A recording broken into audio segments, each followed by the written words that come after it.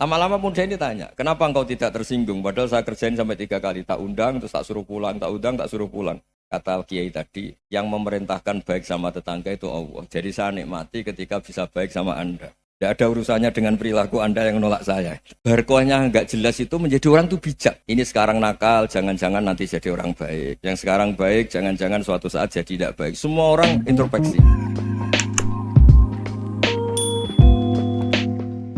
Sehingga di beberapa riwayat dijelaskan ada orang yang 500 tahun ibadah, nggak pernah maksiat.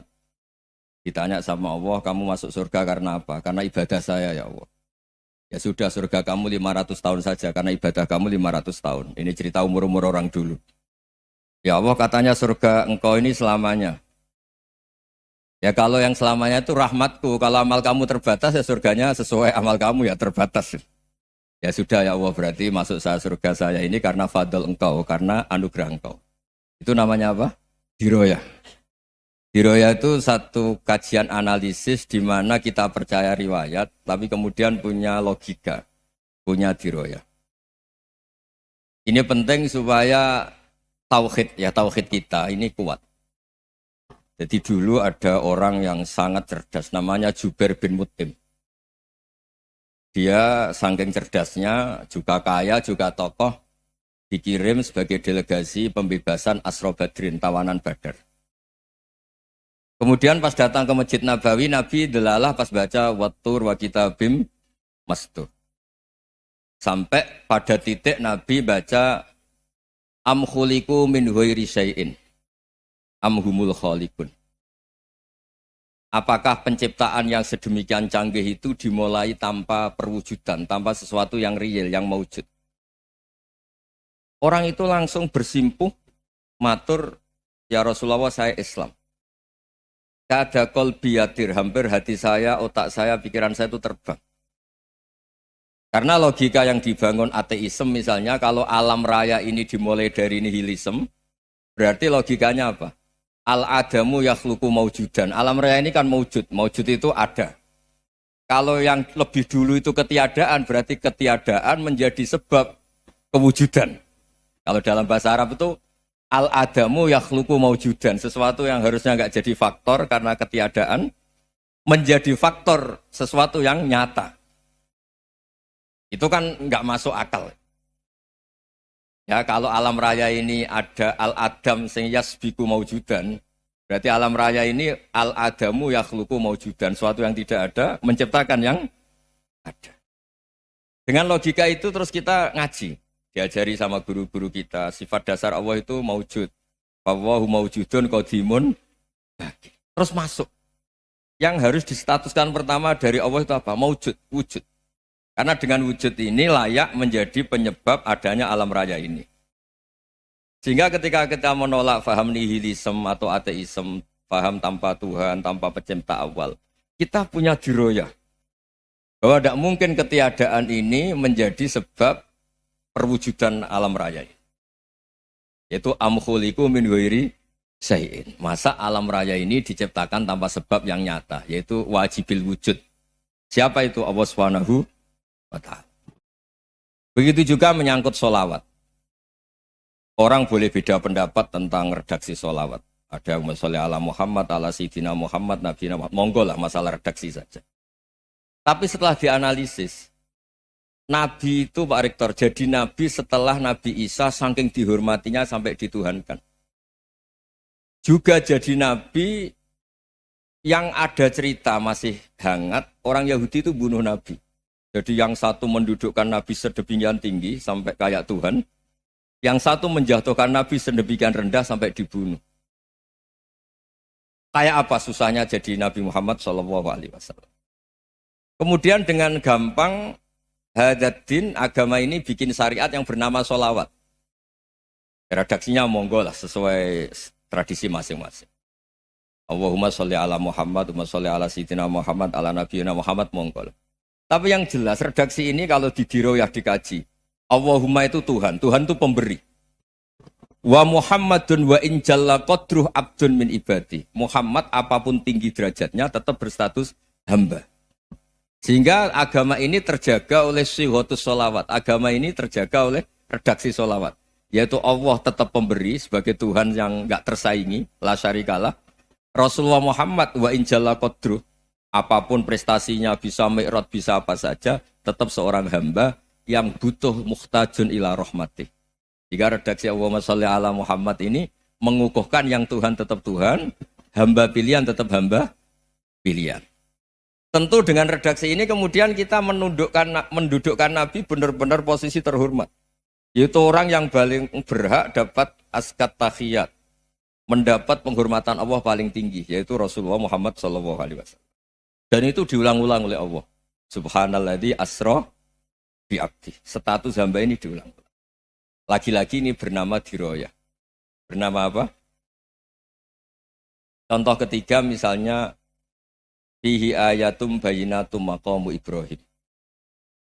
Dulu orang Yahudi itu ada diskusi masif. Syaratnya Nabi itu mbah-mbahnya harus Nabi, harus keturunan Nabi. Kemudian semua Nabi rata-rata di Palestina, di Syam. Lalu Muhammadnya asal-usulnya dari mana? Tahu-tahu orang Arab kok Nabi, padahal orang Arab itu dulu jahiliyah. Walhasil terus diceritakan, bukti Muhammad ini turunan Ibrahim adalah ada jejak kaki Nabi Ibrahim di dekat apa? Ka'bah. Fihi ayatum bayinatum maqamu Ibrahim. Kalau Nabi Ibrahim pernah di Mekah, artinya beliau pernah meninggalkan turunan yang di Mekah. Itu bernama Nabi Muhammadun sallallahu alaihi wasallam. Itu disebut fihi ayatum bayinatum maqamu Ibrahim. Nah, itu namanya diroyah. Diroyah itu satu perilaku keseharian kita beragama, kemudian tahu logikanya.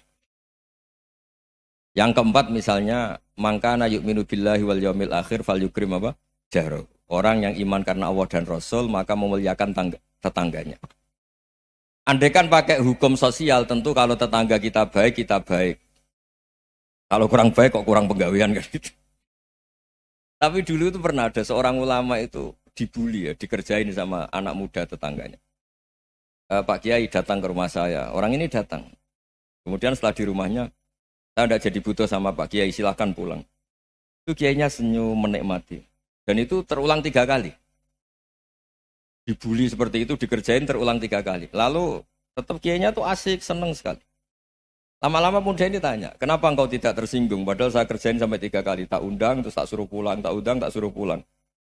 Kata Kiai tadi, yang memerintahkan baik sama tetangga itu Allah. Jadi saya nikmati ketika bisa baik sama Anda. Tidak ada urusannya dengan perilaku Anda yang menolak saya. Nah itu terus kita tahu, memang motifnya kita baik sama tetangga karena iman sama Allah dan Rasul, bukan hukum kompensasi sosial. Jadi kalau mau diteruskan Pak Rektor, saya ngajar di sini ya karena perintah Allah itu orang alim harus ngajar, bukan karena perintah Rektor. Kalau diteruskan. Ya saya mohon juga gitu, para dosen, para karyawan di sini, kalau nggak khianat dengan UI itu karena takut sama Allah, jangan takut sama Rektor. Kalau Anda baik juga karena Allah, jangan baik karena apa? Rektor. Bagaimanapun ya semua kita ini makhluk. Makhluk itu la yadurru wa la yanfa. Begitu juga melihat Indonesia. Melihat saya ini kan ikut di UI itu lama sekali, ikut sama Profesor Zeni, dari Profesor Zeni nulis tafsir. Mungkin Pak Hersoyo tahu banyak, dulu Pak Lutfi ya tahu banyak. Tapi saya memang nggak pernah terbuka karena ya memang nggak ingin sebenarnya. Kondisi ini kondisi darurat. Sehingga saya tahu cara berpikir Profesor Zaini, ya tahu komitmen beliau pada UI. Dan pendiri UI memang ya banyak yang dari tokoh NU, Muhammadiyah, dari tokoh-tokoh ormas yang lain memang didirikan banyak orang. Hingga UI memang nggak milik ormas apa tertentu. Dari satu sisi memang baik, nggak dikuasai ormas tertentu. Tapi nanti kalau keterusan ya nggak berbentuk. Ya sudahlah dikelola saja. Sambil-sambil jelas, sambil-sambil kadang nggak jelas. Yang penting ikhlas tadi. Karena kalau terlalu asobia itu jadi repot. Kita ini yang nekuni fikih itu tahu. Kalau tidak kuno itu madhabnya Hanafi. Kuno itu madhabnya Syafi'i. Tahu-tahu seakan-akan Imam Syafi'i itu NU, Imam Abu Hanifah itu Muhammadiyah. Padahal ini orang-orang yang sebelum NU dan apa? Muhammadiyah. Jadi kalau kita yang nekuni ilmu itu biasa saja dengan perbedaan. Tapi kalau orang-orang yang nggak siap dengan perbedaan itu sampai Allah disifati Ta'ala itu tidak terima. Padahal Ta'ala itu maknanya Maha Luhur, yang Maha Agung. Jadi ada seorang kiai kebetulan pidato pertama Pak Rektor. Assalamualaikum warahmatullahi ta'ala wabarakatuh. Di mubalik kedua ini nggak terima karena itu dianggap bid'ah ada Ta'ala. Makanya dia bilang assalamualaikum warahmatullahi wabarakatuh. Itu saking asobiahnya itu Allah ditambahi ta'ala itu tidak terima. Padahal ta'ala itu maknanya maha agung. Nah itu kan jadi repot kalau asobiah gitu. Kalau kita ngadepi perbedaan itu biasa saja. Karena kita mungkin bacanya banyak, lihat hal-hal seperti itu ya biasa saja. Karena dulu itu perbedaan itu urusan sudut pandang. Ya saya ulang lagi, perbedaan itu sudut. Allah yang Tuhan saja sering didebat sama nabi-nabinya. Karena urusan sudut pandang apa? Saya beri contoh ya. Suatu saat Khalilur Rahman Ibrahim itu saatnya meninggal sama Allah, Israel disuruh. Israel itu Ibrahim saatnya meninggal, ambil nyawanya. Lah datang ke Ibrahim, ya Khalilur Rahman Ibrahim, saya disuruh nyabut nyawa Anda. Itu Israel dipaksa mikir sama Ibrahim. Hal ra'aita khalilan yumitu khalilah. Kamu tahu orang yang mencintai kemudian bunuh yang dicintai. Itu logika agak benar. Akhirnya Israel kan gak biasa debat. Kan gak dilatih debat. Gak pernah ikut lomba UI debat ilmiah. Dia taunya nyambut nyawa aja. Kembali ke Allah. Ya Allah, kata Ibrahim, hal ra'aita khalilan yumitu khalilah. Masa kekasih bunuh yang dicintai ya. Tapi kata Allah santai.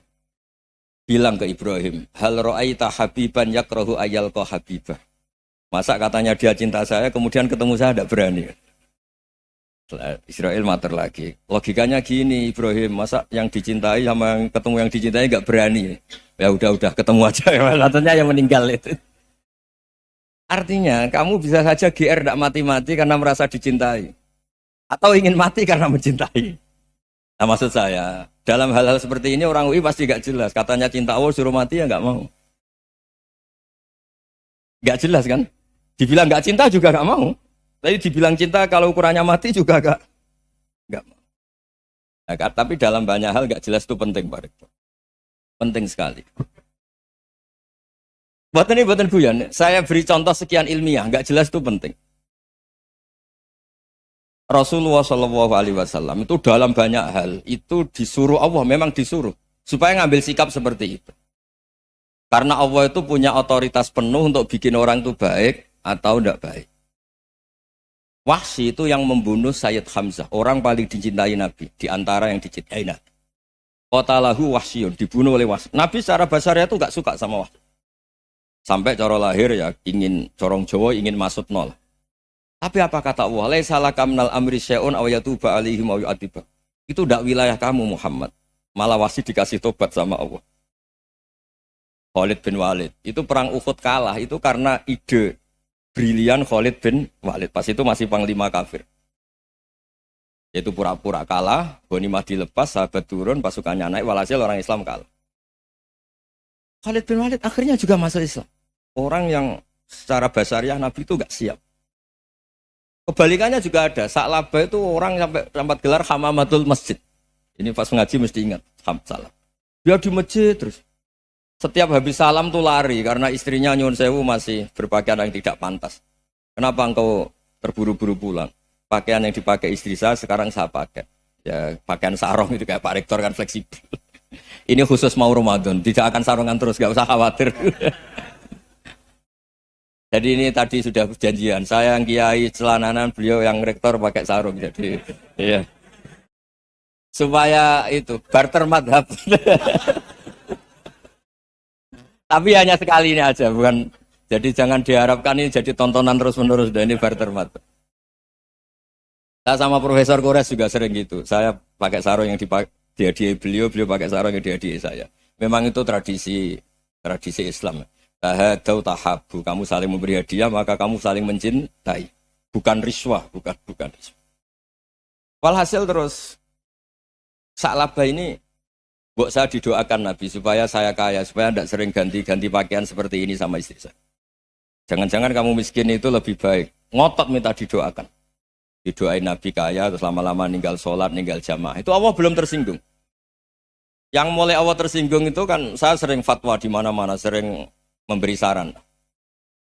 Mumpung kamu miskin itu sering sedekah. Karena kalau sudah kaya itu tidak bisa. Saya memberi analogi gini. Kalau saya masih santri miskin, punya uang 100.000, diminta guru saya 50 tak kasihkan. Padahal itu 50%. Punya 2 kambing kurus, diminta guru saya 1 pasti tak kasihkan, padahal itu 50%. Jadi kalau punya sapi Brahman atau sapi limusin yang harganya itu 100 juta, punya 2, diminta 1 boleh enggak? Enggak boleh. Saya punya motor butut 2, diminta teman saya 1 boleh, tapi kalau Davidson Harley itu enggak boleh itu. Nah, walhasil itu kalau kita miskin, misalnya kita zaman kuliah atau zaman mondok atau zaman apa saja, punya uang 100.000, narik temannya sampai 50.000 kan biasa. Tapi setelah 1 miliar, berani nggak kamu kasihkan 500 juta? Sama-sama 50%. Enggak kan? Nah salabah gitu, ketika zakat masih per 40 kambing 1 kambing itu sebenarnya kan masih ringan. 41, 82. Kambingnya itu sudah mabenal jabalen. Barang dihitung zakat karena sudah ribuan, jumlahnya sampai 400 kambing. Banyak lah pokoknya. Terus kata salabah, ini pemerasan. Karena jumlahnya besar. Allah tersinggung karena nabinya dianggap narik zakat itu dianggap kharat, dianggap pemeras. Allah tersinggung kemudian fa'aqobahum nifakon fi qulubihim ila yaumil. Dia ditegur munafik. Semenjak itu terus tadi kembali gak jelas tadi. Barkohnya gak jelas itu menjadi orang tuh bijak. Ini sekarang nakal, jangan-jangan nanti jadi orang baik. Yang sekarang baik, jangan-jangan suatu saat jadi tidak baik. Semua orang introspeksi. Gak ada jaminan kalau kita sekarang baik akan baik terus. Gak ada jaminan kalau kita sekarang buruk akan buruk terus. Sehingga terus banyak kiai-kiai bijak itu memang lahirnya gak tegas. Tapi gak tegas itu yang menjadikan bijak. Karena sama-sama mungkin. Itu yang disebut laisa laka minal amri syai'un aw yatuba alihi wa yu'adzibum. Itu tidak wilayah kamu. Ketika Allah mengomentari orang munafik juga wa yu'adzibal munafiqina insya'a aw yatub. Bisa saja ada yang disiksa, bisa saja ada yang dikasih tobat. Karena pola yang kita analisis itu semuanya menurut kita. Bukan menurut kemaslahatan orang apa? Banyak. Saya punya sekian contoh cerita. Orang yang sowan kiai baik-baik, mungkin bawa gula atau salam tempel, tidak tahu lah. Itu tidak mesti jadi wali. Tapi Kali Joko yang kenal Sunan Bonang, itu kenalnya itu karena ingin begal. malah jadi wali. Tapi tidak usah dicoba. Umar itu nyari Nabi itu mau dibunuh. Tapi malah tobat jadi orang baik. Jadi ini penting ngaji ya, supaya tidak tegas itu, tidak jelas itu kadang baik. Nah termasuk saya juga termasuk dia yang milih tidak jelas. Saya sering gojlok ini, Fajar Hadili ini murid-murid saya sering saya gojlok. Kalau semua sistem pendidikan kayak kampus, kayak UII, kayak UIN semuanya, itu sistem yang bagus. Karena tertib jam kuliahnya jelas, mata kuliahnya jelas. Kalau di pesantren itu Pak Arso, itu gak tertib. Tapi justru itu enak, ketemu di jalan orang berani tanya. Nah ini kalau mbak-mbak misalnya menstruasi, mau belajar haid nunggu semester berapa baru tahu. Itu bisa sekian tahun gak sholat karena nunggu pelajarannya baru diterangkan. Mau haji juga gitu, nunggu mata pelajaran haji. Kalau nggak jamnya, nggak mau dosennya ngajarin. Nah, kalau kiai kan enggak, ketemu di jalan tanya, dijawab. Jam berapa juga dijawab. Artinya Indonesia itu berkah, ada sistem kampus yang tertib. Ya semoga termasuk tertib gajinya. Tapi tertib gajinya itu juga sebenarnya rugi. Saya sering ada pegawai negeri Gus, tolong doain saya jadi PNS enak jadi. Gajinya tetap. Kata saya nggak mau kalau gaji saya tetap. Kok bisa Gus enak tiap bulan mesti dapat gaji. Kalau tetap nggak naik-naik kata saya. Kalau kiai gajinya nggak tetap, tapi di atas yang tetap kata saya. Artinya Indonesia itu berkah. Kalau semuanya pakai sistem pendidikan setertib ini, orang mau tanya haid ya nunggu pelajaran haid. Bab haji ya nunggu pelajaran haji. Tapi kalau ketemu kiai itu enggak. Ya pokoknya saya pernah di pasar, Gus mau tanya apa? Anak saya sih keluar darah terus gini-gini. Padahal biasanya haid hanya 7 hari gini-gini. Ya sudah kembalikan ke biasanya rudat ilal adat.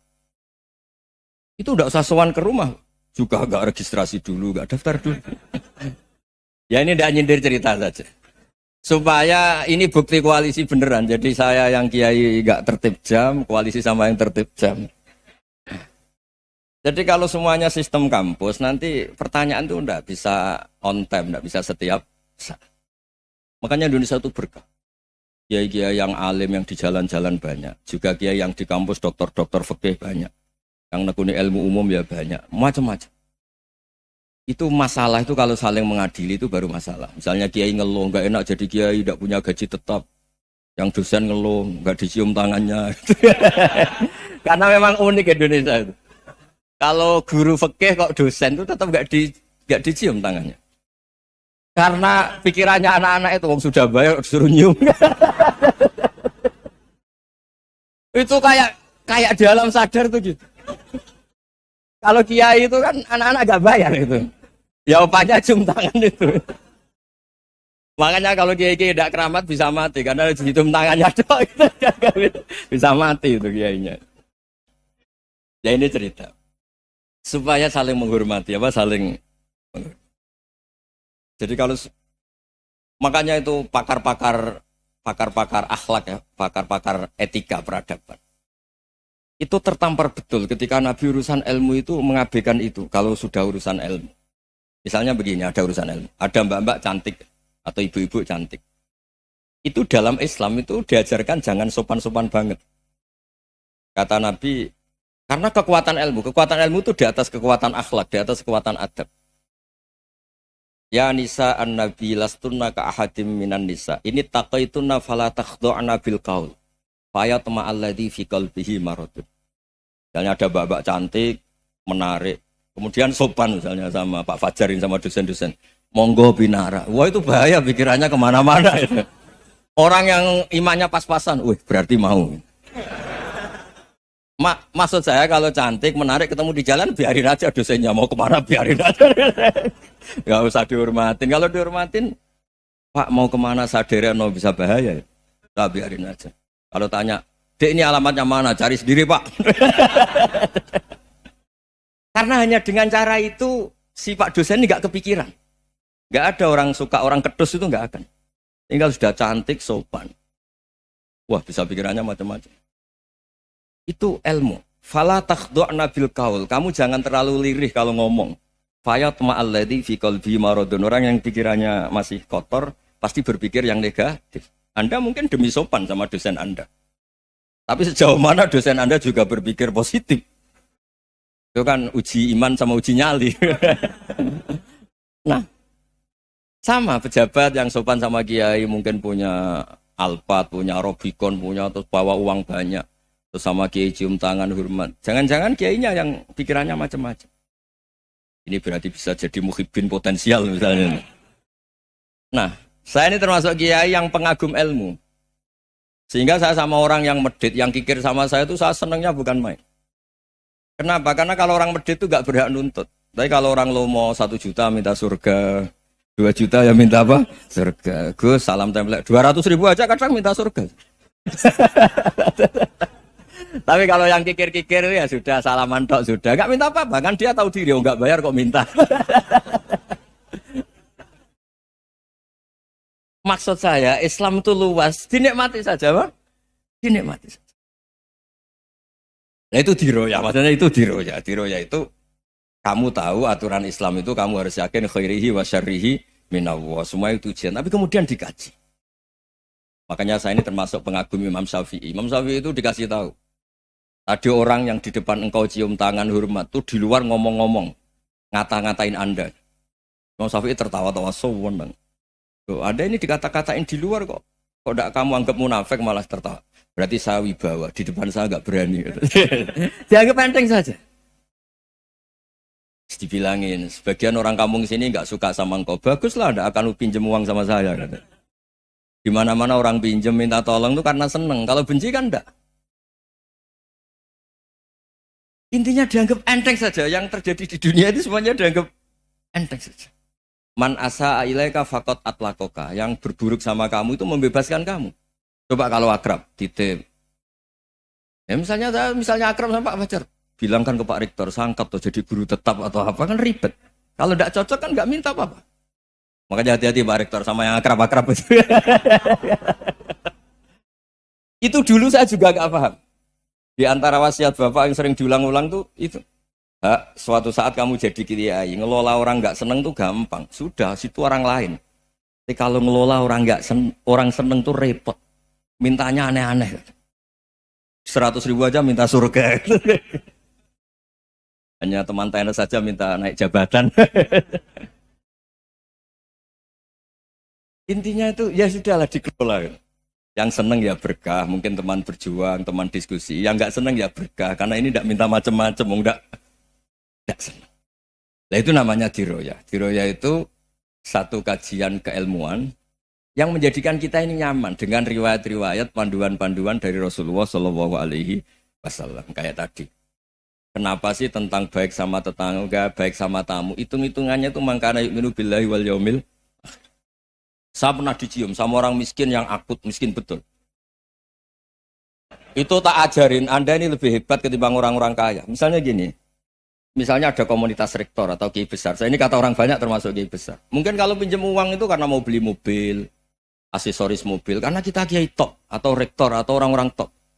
Kalau sesama orang miskin itu pinjem-pinjemannya itu urusan beras, itu urusan nyawa. Keren mana? Nyelamatkan nyawa sama aksesoris mobil. Nyawa. Jadi pahala kamu pasti lebih besar. Itu senengnya jadi orang miskin terus keterusan sampai sekarang. Itu. Lo coba kalau menteri sama menteri, rektor sama rektor, kira-kira pinjamannya apa Pak Arso? Kan kalau mau beli mobil atau mau umroh VIP, pokoknya yang keren-keren. Kalau orang miskin pinjam karena apa? Makan kan? Beras kan? Makanya kalau yang sedang miskin monggo lah, kalau ingin teruskan. Kata itu. Maksud saya Islam itu seenak itu. Islam itu segampang itu. Sudahlah yang sedang miskin ya keren. Karena sekali sosial itu urusannya apa? Nyawa. Tapi kalau miskin semua ya Indonesia bisa tutup kan. Ya sudah yang kaya-kaya itu saya menyelamatkan Indonesia karena bayar pajak yang menjadikan Indonesia berjalan. Tapi ya dipakai yang benar. Nah, begitu seterusnya. Ada kiai miskin cerita ke kita. Gus, enak jenengan alim, terus punya santri banyak, bisa ngajar di mana-mana. Saya bilang, hebat kamu. Dia hidup di daerah tertinggal. Itu yang diajarkan kan hanya tauhid.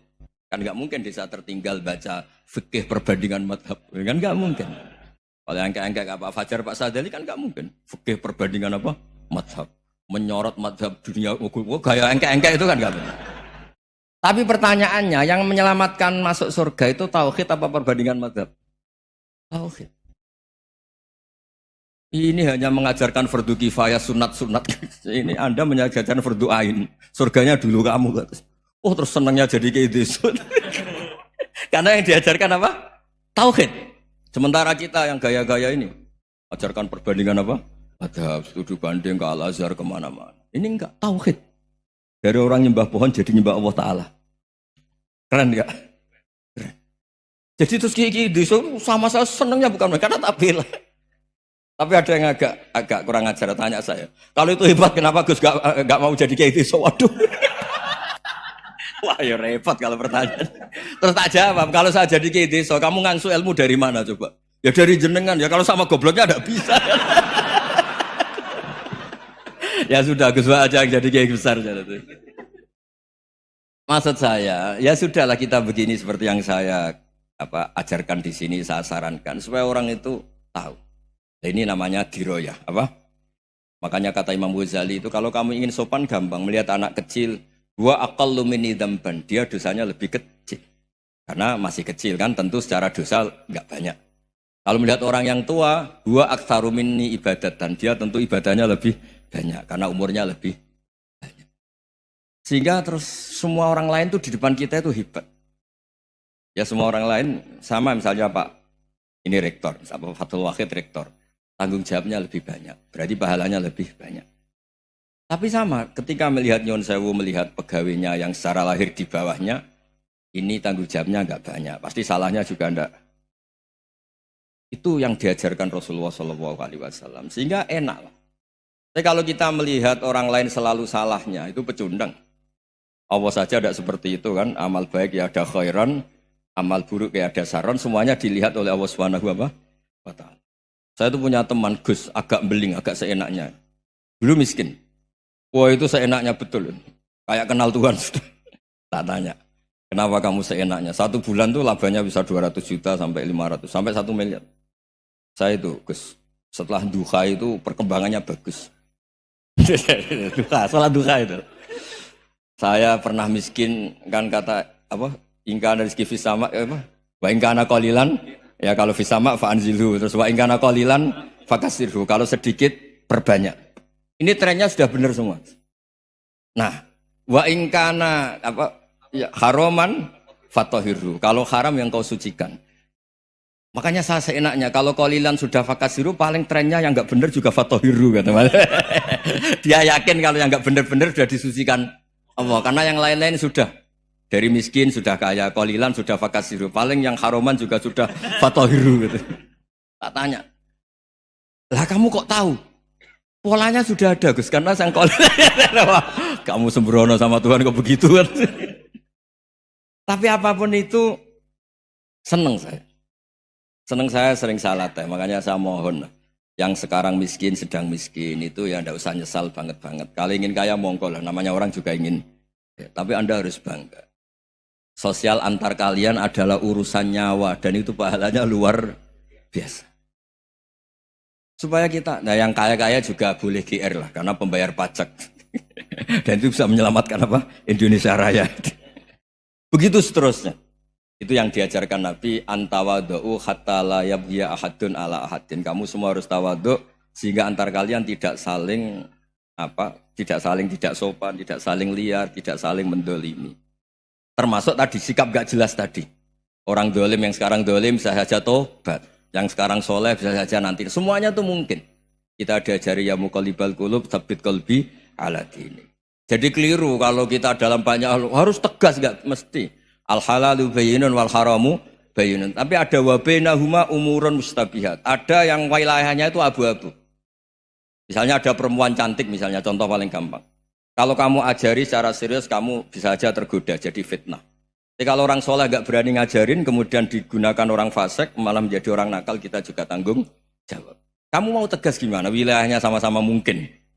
Wilayahnya sama-sama mungkin. Yang dekat pejabat mungkin terkontaminasi KKN. Tapi kalau pejabat gak dekati orang soleh, punya perilaku yang gak soleh, yang repot juga Indonesia kan? Nah hal-hal seperti itu kita tidak perlu ngambil sikap. Maksudnya gak usah ngambil sikap, ya kita buktikan kalau milih satu madzhab, kita buktikan semuanya lebih baik, semuanya lebih bermanfaat, semuanya lebih berperadaban. Karena gak bisa dihindari wa bainahumain. Termasuk nyuwun sewu, saya mohon maaf sama mulai Pak Harso, Pak Lutfi sampai Pak Fathul Wahid. Saya ini termasuk kiai yang gak suka dekat sama orang-orang top. Bukan karena hasud. Memang konstitusi kiai harus gitu, la tamuddanna ainaika. Kenal orang lebih tinggi itu kan resiko. Misalnya saya kiai desa, mungkin punya keri tua sudah seneng, punya kijang tua sudah seneng. Gara-gara kenal Pak Wahid naik Camry, waduh kok saya kalah itu. Kenal orang itu kan resiko. Mungkin dosen-dosen sini kalau kenal saya di Rembang juga resiko. Di sini gak ada cium tangan, melihat saya di sana, wah gak enak jadi dosen. Jadi memang harus dibatasin. Sekiranya mungkin orang terus karena latamud dan nanawa ainaika ilham. Kamu jangan sering melihat orang lain yang mungkin secara lahir dapat nikmat yang lebih tinggi timbang Anda. Kalau kamu gak bisa ngelola hati Anda bisa hasut, Anda bisa dengki. Paling tidak Anda bisa ada syukur. Saya itu sering didolani pejabat. Juga sering melihat pejabat di TV-TV. Naik mobil aja ada yang naikkan. Bahkan kalau wudhu itu anduk aja ada yang bawa. Itu kalau yang gak kuat, weh naik jadi pejabat. Ya makanya terus konstitusi kiai itu mengatur, sudahlah. Mata kamu itu kamu batasin. Jangan melihat sesuatu yang potensi ya. Potensi menjadikan Anda tidak apa? Syukur. Ya, Assalamualaikum warahmatullahi wabarakatuh.